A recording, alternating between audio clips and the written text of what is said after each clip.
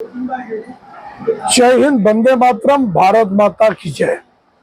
राष्ट्रवाद की बात प्रहार के साथ आप सभी का हार्दिक स्वागत है। दोस्तों, आज का दिन बहुत ही ऐतिहासिक दिन था पूरे देश के लिए, क्योंकि आज लाख अटकलों के बावजूद, लाख धमकियों के बावजूद वक्त संशोधन अधिनियम 2025 संसद में संसदीय कार्य मंत्री और अल्पसंख्यक कल्याण मंत्री श्री किरण रिजिजू जी ने लोकसभा में प्रेजेंट किया और उन्होंने जो अपने बात रखे कि ये पक्ष संशोधन बिल लाने की जरूरत क्यों पड़ी, क्योंकि पूर्ववर्ती सरकार ने खासतौर से 2013 में जो प्राइम लोकेशन की 123 प्रॉपर्टी दिल्ली में आनन फानन में आखिरी दिन कांग्रेस पार्टी ने वक्फ को दे दिया था। दूसरा, वक्फ को जो असीमित शक्तियां दे दी गई। तीसरा, कि गरीबों का उत्थान होने के लिए वक्फ बोर्ड बिल बना था, वक्फ बोर्ड। मगर इसमें जिस हिसाब से लूट और भ्रष्टाचार चल रहा था, इसका संशोधन होना बहुत ही जरूरी था। और जिस हिसाब से 2024 में लोकसभा चुनाव के बाद भारतीय जनता पार्टी की जब सीटें कम हो गई, तो ये सारे इंडी अलायंस और भ्रष्ट नेता अपना पिछवाड़ा थपथपा रहे थे कि अब तो ये कोई काम नहीं कर पाएंगे, ये तो समझो इनको दोनों हाथ काट दिए गए हैं, जनता ने इनका हाथ काट दिया। और जो भ्रमित करके कि अगर 400 सीटें मिलती है तो ये संविधान बदल देंगे, इस अवधारणा के नाम पे भारतीय जनता पार्टी को बहुमत से पीछे रहना पड़ा। मगर जो रणनीति नरेंद्र मोदी और अमित शाह जी ने बनाया कि सामने बिहार में चुनाव है और ऐसे में जिस हिसाब से बिहार के विकास के लिए बाहर की गंगा बहा दिए मोदी, अब नीतीश कुमार को लग रहा था कि अगर मैं किसी प्रकार की पैंतरेबाजी करता हूं तो मैं अब की बार बिहार में 25 सीट भी नहीं जीत पाऊंगा और मेरे जितने वोटर हैं वो सारे एनडीए समर्थित सारे बीजेपी को चले जाएंगे। इसलिए एक तरफ जमीयत उलेमा हिंद, दूसरी तरफ all India Muslim personal law board ऐसी धमकियां दे रहे थे नीतीश कुमार, चंद्रबाबू नायडू, चिराग पासवान और जयंत चौधरी को। मगर वो लोगों ने निर्भय रूप से बिना किसी भय के आज एकदम मजबूती से, जैसा बार बार कह रहे थे नीतीश कुमार कि 2 बार इधर उधर हो गए, हम नहीं जाएंगे, आज उन्होंने उसका प्रूफ दिया। और जो भाषण लल्लन सिंह ने दिया, आज मैं तो अपने सभी व्यूअरों से, दर्शकों से कहना चाहता हूं कि आज लल्लन सिंह का भाषण सुनना चाहिए। और सारे इंडी अलायंस का पूरा मुखौटा नकाब तरीज से उतार दिया। उन्होंने कहा कि एक वक्फ बोर्ड के नाम पे जो पसमानदा मुसलमानों को, पिछड़े मुसलमानों को, दलित मुसलमानों को दबा के रखा गया और करोड़ों की संपत्तियां ये बड़े बड़े भूमाफिया उसको एंजॉय कर रहे हैं। कोई मॉल बनाया है, कोई बंगला बनाया है। अब ये सारे चेहरे आने वाले समय में बेनकाब होंगे। और दूसरी बात कि सबसे बड़ी बात हुई, एक्सपोज कोई हुआ तो उद्धव बाला साहब ठाकरे की उभाटा सेना के सांसद अरविंद सावंत उठे और उन्होंने कहा कि क्या गारंटी है कि हमारी मंदिरों में मुसलमानों के गैर हिंदुओं को नहीं रखा जाएगा।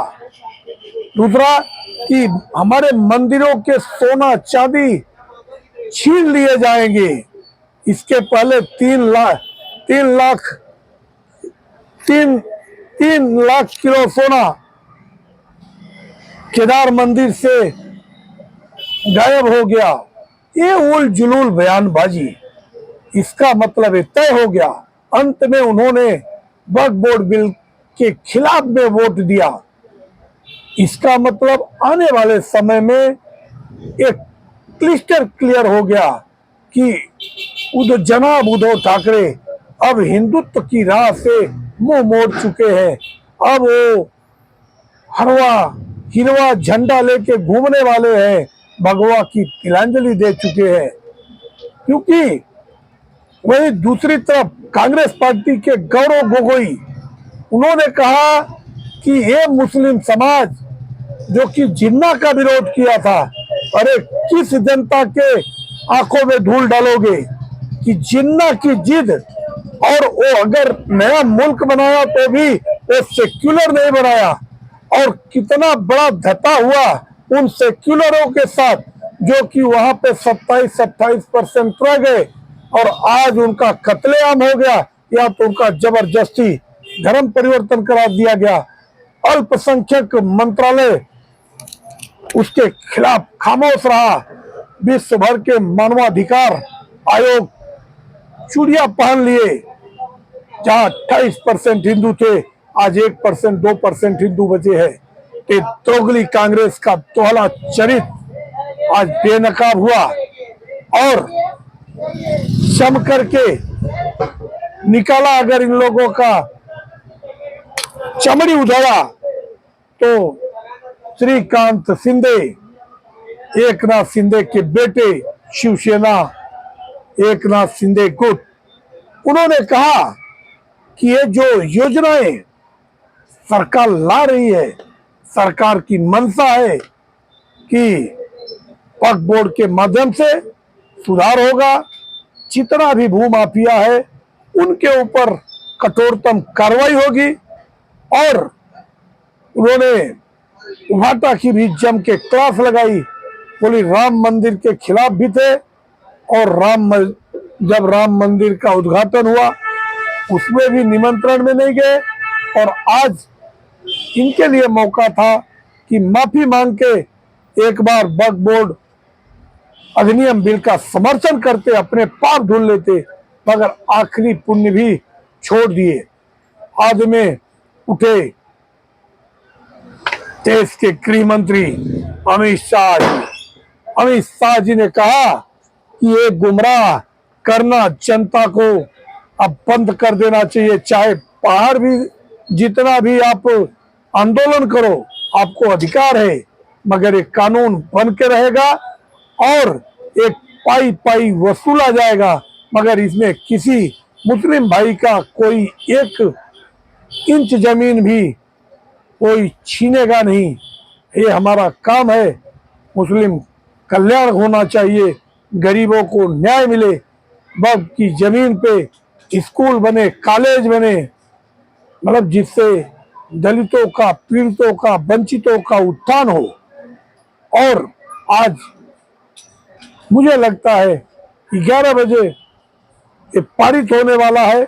और आज जिस हिसाब से चारों दलों ने बिल का समर्थन किया है, भारतीय जनता पार्टी और उसके सहयोगियों के दम से, मुझे लगता है 300 के पार बहुमत में वोट पड़ेगा। बाकी विपक्ष कहाँ गिरेगा ये तो कल पता चलेगा, क्योंकि 11 बजे के बाद वोटिंग है और हमारा वीडियो हम थोड़ा पहले बना रहे हैं, तो आखिरी निष्कर्ष हम आपको नहीं बता रहे। हाँ, मगर एक चीज बता रहे हैं कि सारे सनातनियों को, पूरे देशवासियों को, हिंदू और मुसलमानों को एक साथ जश्न मनाना चाहिए। और आज इसकी शुरुआत भी मुस्लिम संगठनों ने शुरू कर दिया है। भोपाल में भी पटाखेबाजी हुई, आतिशबाजी हुई, जश्न का माहौल है। अभी कल परसों 2 दिन ईद था, ईद के बाद आज तीसरा दिन एक बार फिर से मुस्लिम समुदाय में ईद का माहौल है। तो मैं कहता हूं ये सरकार मुस्लिम तुष्टीकरण नहीं करेगी, ये संतुष्टीकरण करेगी और देश के हर व्यक्ति, हर तबके के साथ खड़ी होगी। किसी का भी तुष्टीकरण नहीं होगा, किसी के साथ अन्याय नहीं होगा, किसी की 1 इंच जमीन भी नहीं जाएगी। और अब न तो बकबोल की कोई मनमानी चलेगी। अगर आपको हमारा विश्लेषण अच्छा लगे, आप हमारे कमेंट सेक्शन में आप अपने विचार रखें और हमारे चैनल को सब्सक्राइब करें। जय हिंद, वंदे मातरम, भारत माता की जय।